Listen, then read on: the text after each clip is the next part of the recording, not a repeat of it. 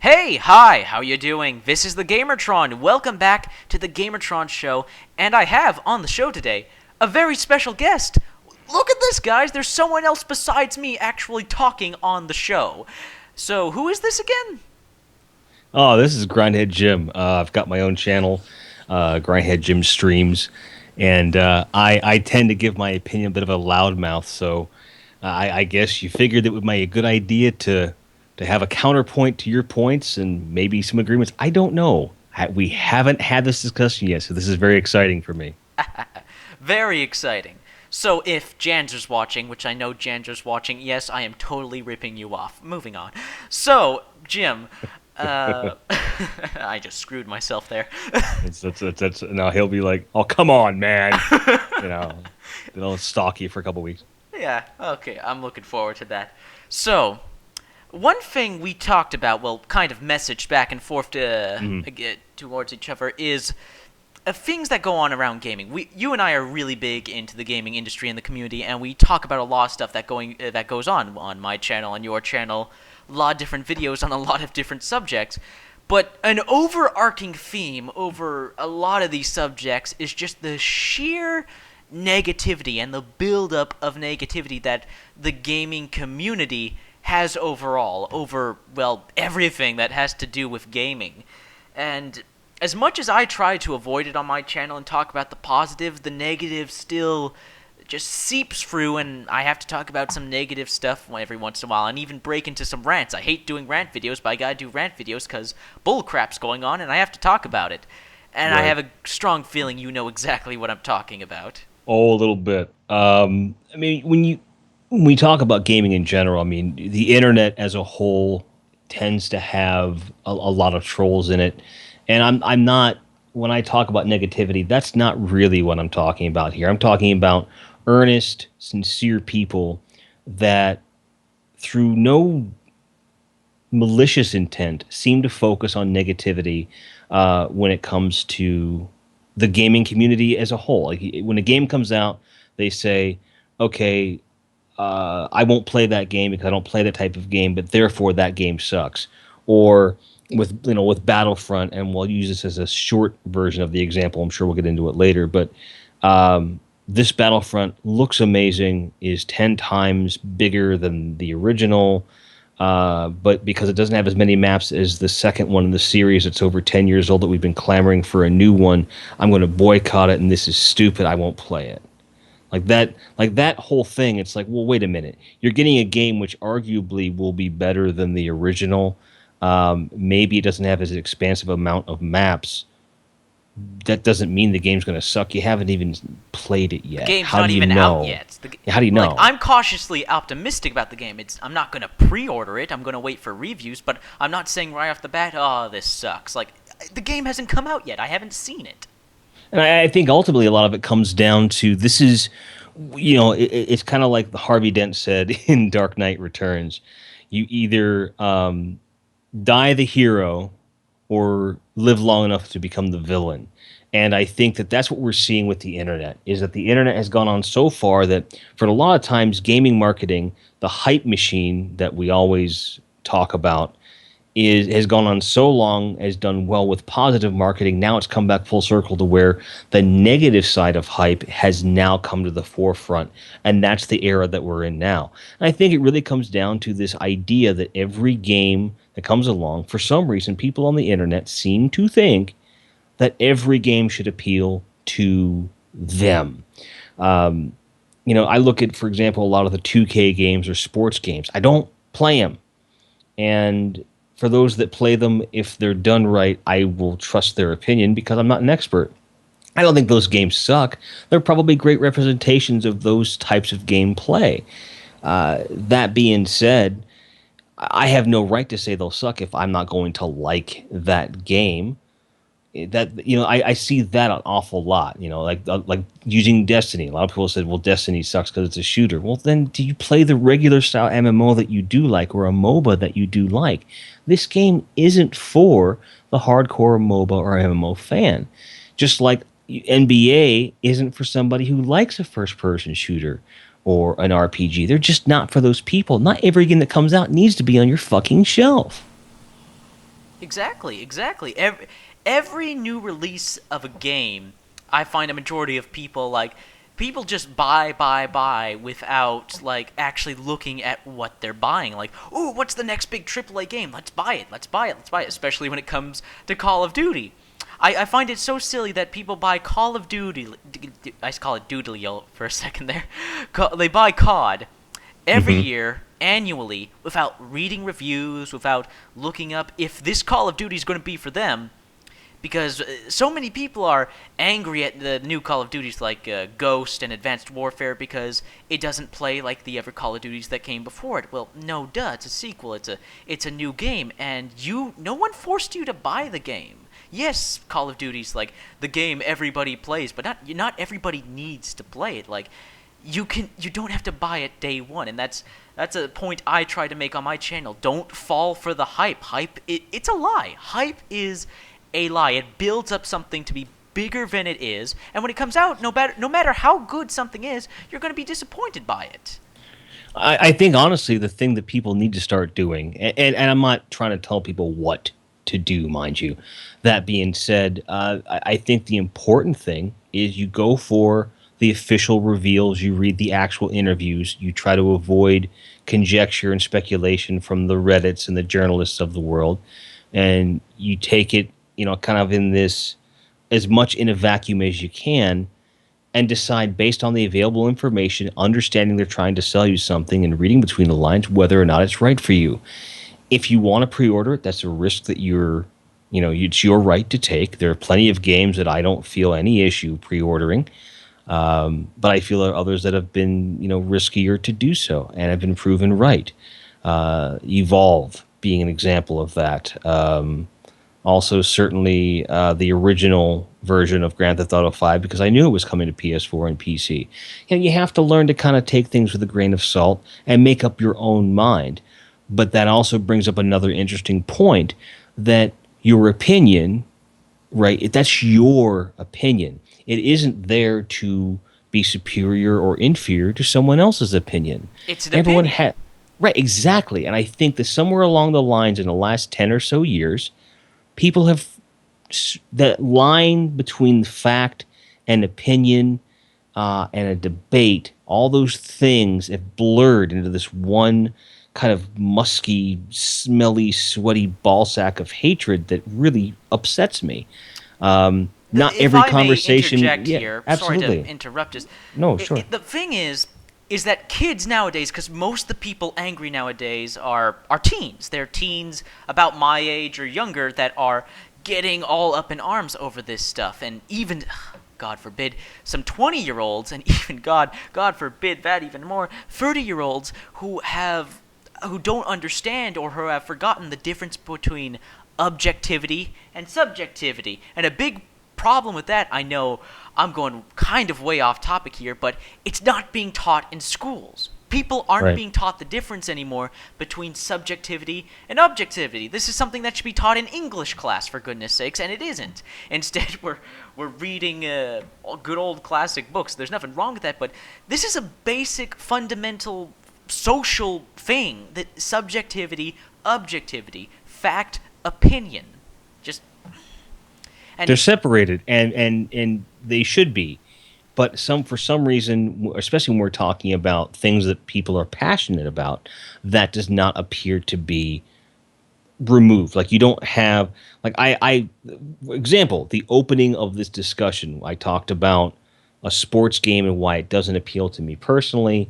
However, I'm sure it's a fine game. That's both subjectivity and objectivity. My subjective view is that I do not care for that style of game. The objective view is that I cannot be qualified to accurately portray whether or not that's a good version of that game or not. So I leave it to the people that enjoy that sort of gameplay. That's the difference. yeah, exactly.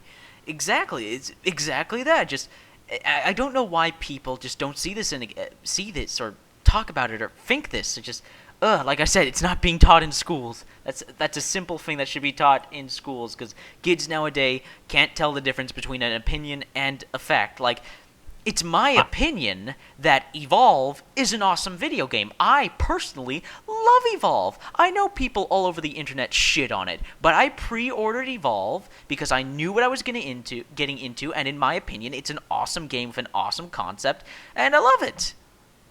Absolutely, and I don't think there's anything wrong with the game in and of itself.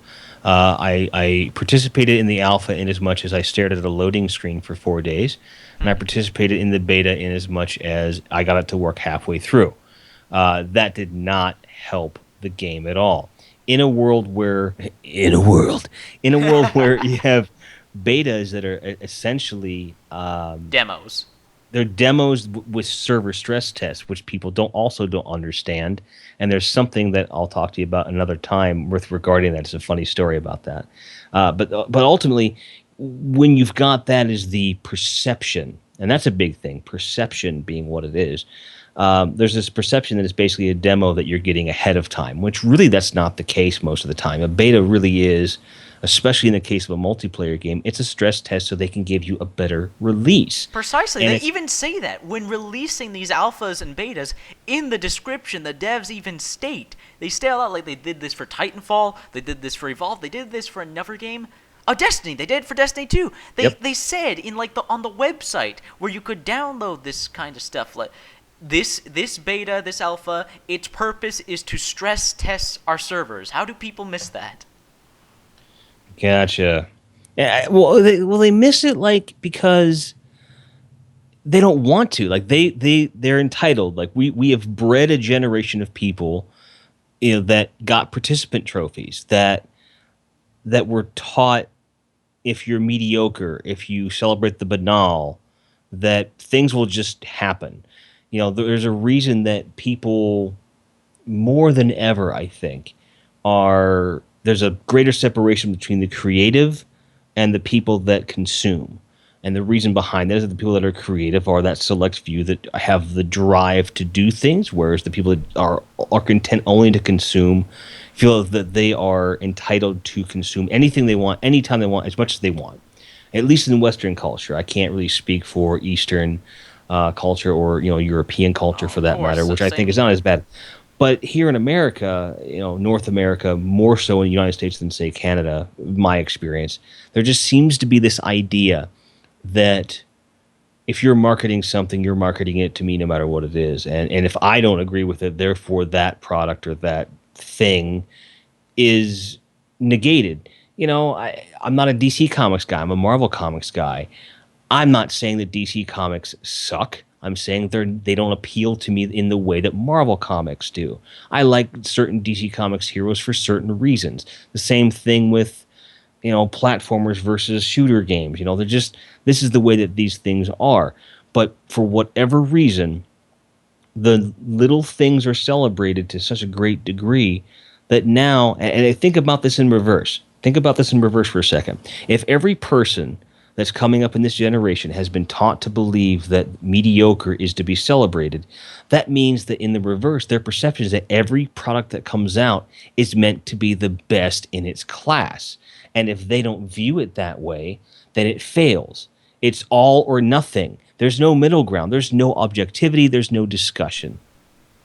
And also, if you actually read some of the comments that these people leaves in like IGN and GameSpot video reviews, I know I'm sadistic, I'm a sadist for even looking in the comments section of those channels, but it basically boils down to, this game sucks, yeah, this game's shit, yeah, it sucks. No actual conversation, just repeating the same thing over and over without actually discussing, why do you think this sucks, why do you think it's shit?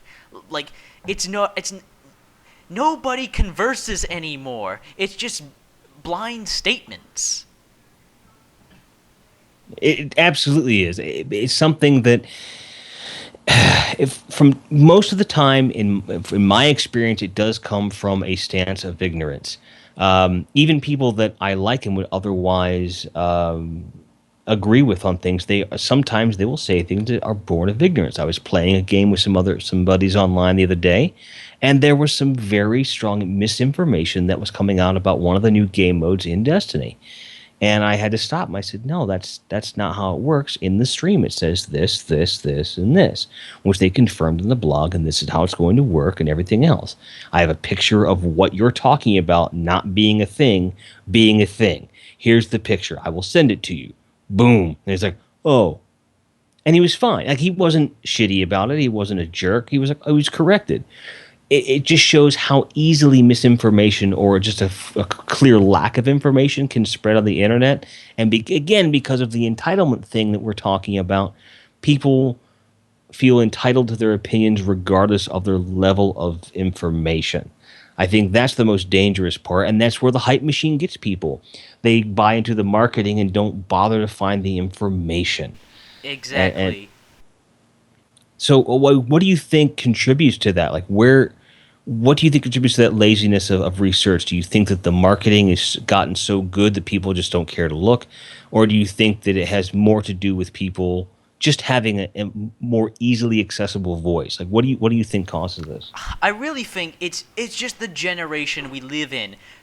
With technology the way it is, you usually get what you want, when you want it, whenever you want it to. Just with smartphones, iPhones, touchpads, all this stuff, you can get to the internet in the blink of the eye. You can get information in the blink of an eye simultaneously. People expect things now. They expect all the information. They expect everything they want to know straightforward. When they watch a trailer of a game, they expect, oh, this is the game. Mm-hmm. This laziness is born from. It's not just that. This is not just gaming culture. This is YouTube culture too. Like, unless you tell your viewers, and this is because I can speak English.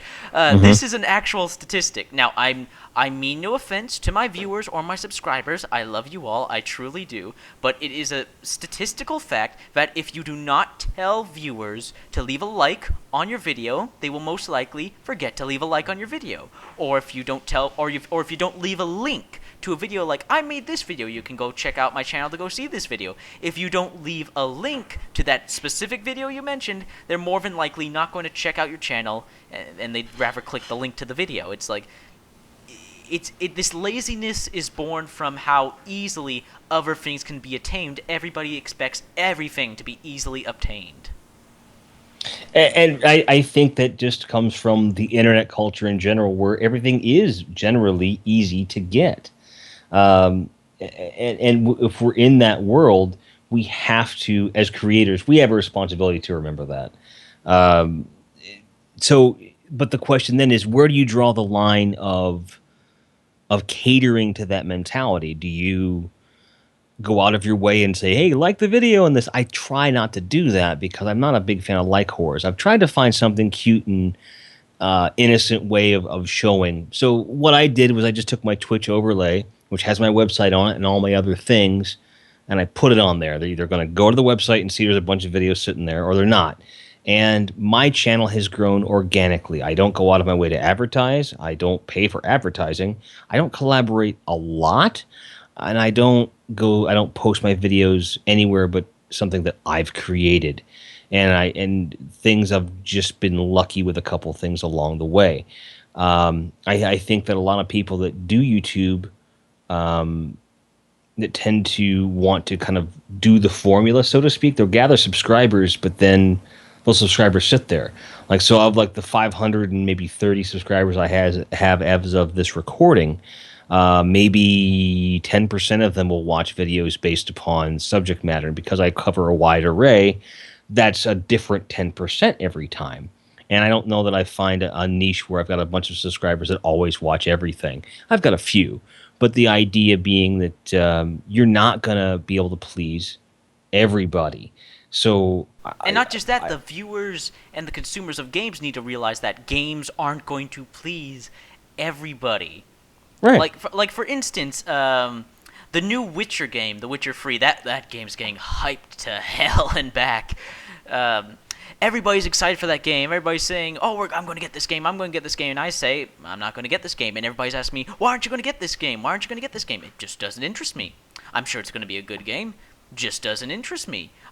Sure, it has a lot of cool elements in it, but it also has elements that don't cater to me. And I look and play games that usually cater to me. I don't expect games to cater to me. You know the reason I'm not going to pick up The Witcher free? Sure, it looks like it has great gameplay, great graphics, but I'm not going to pick it up because I hear there's not going to be any dragons in it. Yes, I know that's petty and pathetic and silly. It's a fantasy game, but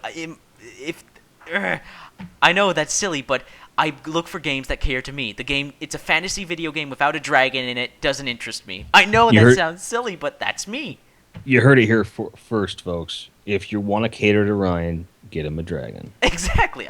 It's a fantasy. The game looks so awesome. I swear I would buy The Witcher free in a heartbeat. I would pre-order it if it had a dragon in it. But no, it's got griffins. I'm about to blow your mind. Here is the beginning of every Reddit post ever. This looks awesome, but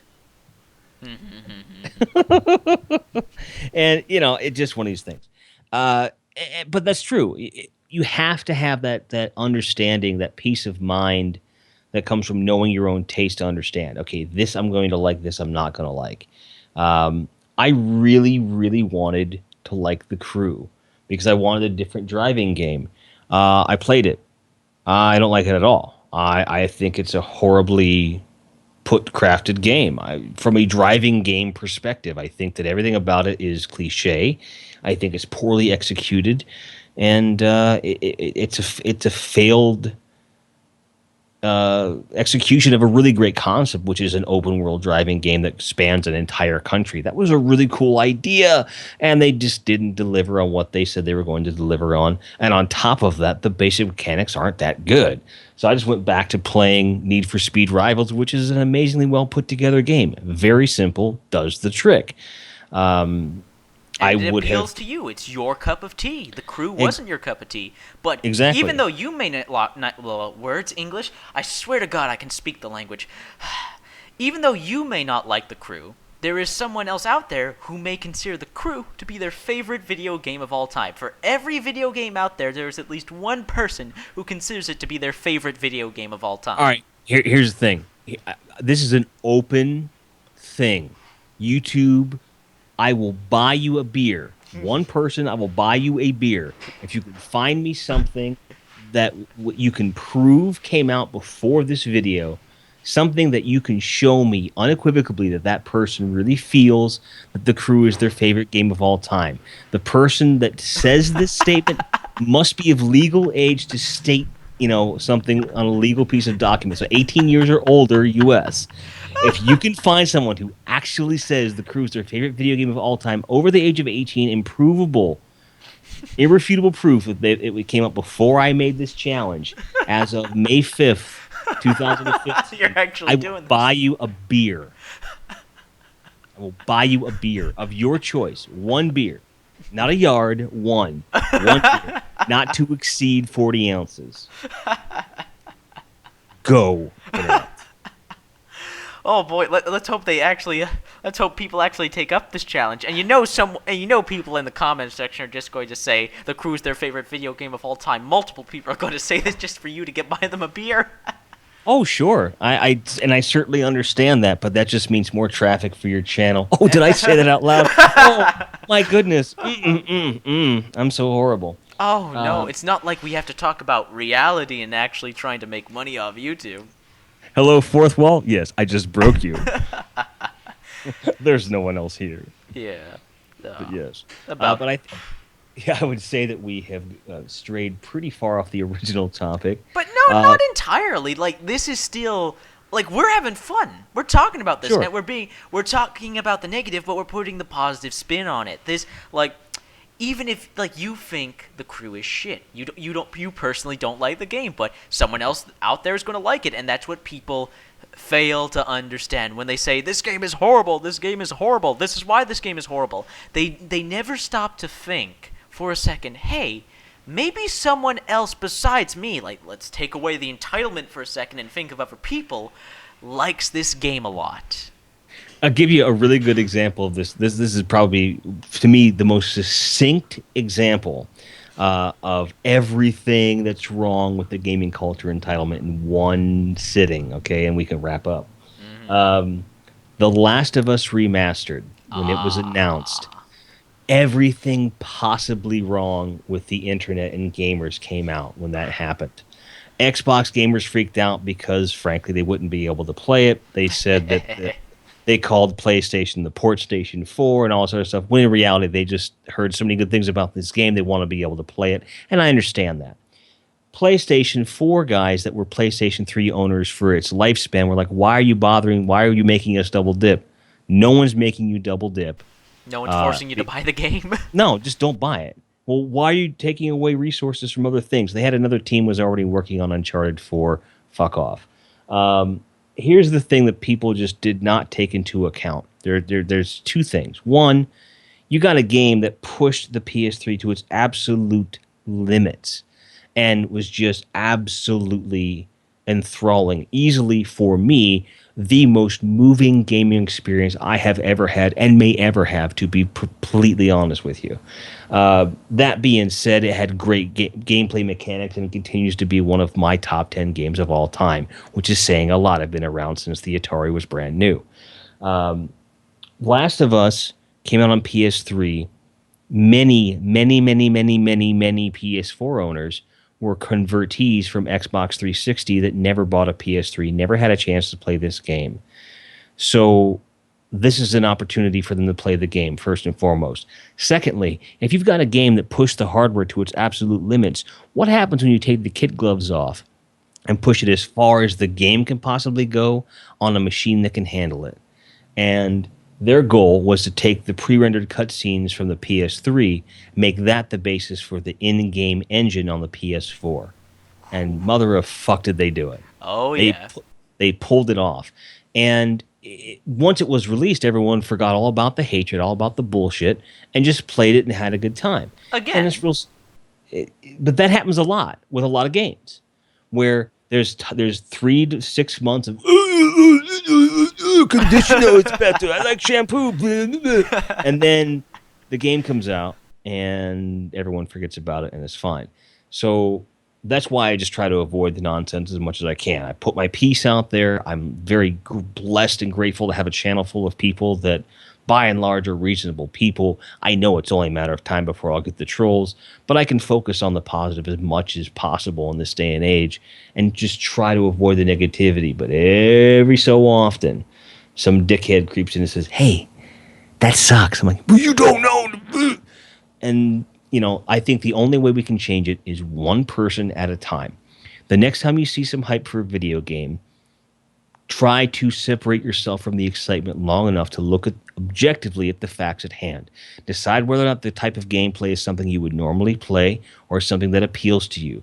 If the answer is yes, look deeper. Get information. Find out what's going on. Be informed before you make an opinion, and certainly before you make that opinion known publicly.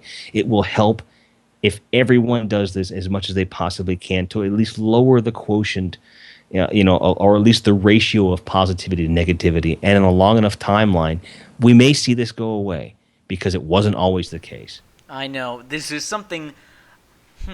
Let's close out this video, but if I may state, I think this is something that really, it kind of got started in 2013. I think the real first sign of this overwhelming negativity came from DMC Devil May Cry and the backlash that game got. And after that game, just slowly but surely, and then it spread all throughout 2014, the negativity just built up. And all I can say to that is, guys, you only live once. Why waste literally hours, if not days, of your life bitching about a game that you don't like? If you don't like something, you leave it alone, and you spend your time on the things that you do like. And that's just my piece on it. So, this has been a video. This has been the Gamertron. I will see you guys later. Any closing words, Jim? Yeah, if you want to check out my stuff, you can head over to youtube.grindheadjim.com or grindheadjim.com. Check out everything that I do. Thanks for having me. We'll talk to you guys next time. Cheers. Cheers. See you guys later. Have a link to his channel in the comments section and in the description. Please go check out Jim's channel. All right, later.